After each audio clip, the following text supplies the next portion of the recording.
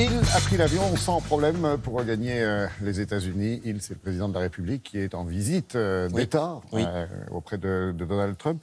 L'occasion pour vous, Frédéric, de revenir, et pour nous bien sûr, sur 200 ans de relations parfois compliquées quand même. Entre les États-Unis et la France, oui, c'est je t'aime moi non plus. On a commencé par une vente presque aux enchères, et puis depuis, c'est bon. Alors, tout commence au moment de la Révolution américaine et de la Révolution française, même un peu avant la Révolution française, puisque ça se passe sous Louis XVI en France.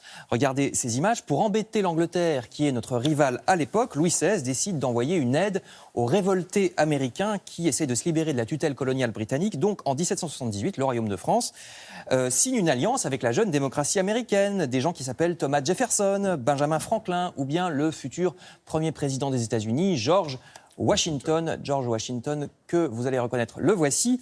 On envoie là-bas des troupes, le célèbre Lafayette le voilà, ou encore les capitaines d'Estaing ou Lamotte Piquet. Oui. L'alliance franco-américaine va réussir puisque les Britanniques doivent reconnaître l'indépendance des États-Unis au bout de quelques années. Tout ça en grande partie grâce aux bateaux et aux plus de 10 000 soldats français. Voilà.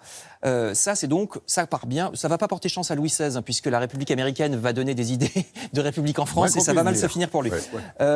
Au XIXe siècle, alors là, retournement, on va au contraire jouer contre les Américains parce que Napoléon III, pendant la guerre de sécession, se dit tiens, ce serait pas mal s'il y avait une sécession du sud des États-Unis, ça ferait 2 États-Unis. Vu que ce pays commence à être un petit peu énorme, un petit peu dangereux pour nous, ils ont envahi Cuba, ils ont envahi les Philippines, qu'ils ont piqué aux Espagnols. Ce serait pas mal s'ils étaient 2 quand même, ça serait peut-être un petit peu plus faible. Il était gonflé quand même. Donc on va jouer la sécession. Qui avait agrandi l'Amérique en vendant à Jefferson la Louisiane, énorme. Donc ça c'est Napoléon III qui dit on va jouer la sécession. Bon, ça marche pas, mais voilà, les relations se refroidissent un peu. Heureusement, France et États-Unis se rapprochent au moment de la Première Guerre mondiale.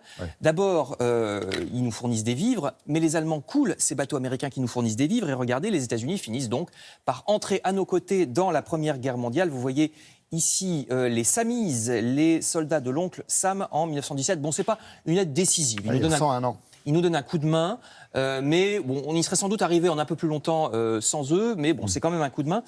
Ça va par contre nous handicaper pour l'après-guerre, parce que vous voyez le président Wilson qui va par conséquent mettre le nez dans nos affaires, et il va nous empêcher d'imposer nos conditions à l'Allemagne vaincue, et les États-Unis vont même nous laisser tomber, il faut bien le dire, quand l'Allemagne commencera à devenir nazie. Ils nous laisseront nous débrouiller tout seuls. Heureusement, en 1944, là, il se ressaisit. C'est une aide qui, celle-ci, est totalement décisive.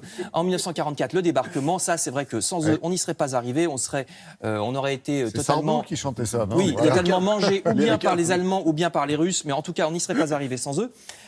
Et après la guerre, regardez cette livraison de vivres, parce que c'est le plan Marshall. Là aussi, ils vont nous aider du point de vue du relèvement économique. Donc pour la première guerre, c'est pas décisif, les historiens sont pas d'accord entre eux, mais pour la deuxième, évidemment, sans les Américains, on ne sait pas où on en serait. La 4e République, d'ailleurs, va être très pro-américaine. Mais ensuite, c'est le retour des hauts et des bas, avec le général de Gaulle en 1958, qui décide de quitter un petit peu après, dans les années 60, en 66, le commandement intégré de l'OTAN. Regardez, alors attention, on reste allié à l'OTAN. Hein. Le général de Gaulle décide simplement qu'on quitte le commandement intégré, c'est-à-dire que s'il y a une guerre, on sera allié à l'OTAN, mais on n'est pas soumis au commandement américain. C'est ça que de Gaulle a décidé. Ça agace quand même pas mal les Américains, qui vont être encore plus agacés en 81 quand François Mitterrand est élu président de la République, parce qu'ils pensent que la France est en train de basculer dans le communisme, si vous voulez. Ils sont un petit peu des idées. Ils vont être rassurés. Dès 1983, le président Mitterrand soutient les Américains dans la crise des missiles, parce que les Russes installent des missiles en Europe de l'Est, les Américains répliquent aussi en installant. Et François Mitterrand est tout à fait de leur côté. Il est aussi de leur côté en 91, au moment de la première guerre du Golfe. La France va participer à la première guerre du Golfe contre l'Irak de Saddam Hussein. Donc là, effectivement, on est tout à fait alliés avec les Américains, on est très amis. Mais patatras au moment de la deuxième guerre du Golfe. Vous voyez l'ONU ici à New York, au moment de la deuxième guerre du Golfe, là on n'y va pas. Dominique de Villepin dit, attendez, on n'est pas sûr qu'il y ait des armes de destruction massive, on n'y va pas. Les Américains, on avait raison, mais les Américains vont nous détester pendant quelques années. Ils vont nous traiter de lâches, de traîtres. Pour résumer, dans les milieux diplomatiques, on dit en général que les Américains ont du mal à avoir des alliés qui sont vraiment alliés. Ils préfèrent avoir des affidés et nous, on veut plutôt être leurs alliés. Eh oui, et pourtant, on les a remerciés depuis 1917 quand ils nous ont apporté basket, jazz, chewing-gum et bien sûr des soldats. Merci Frédéric.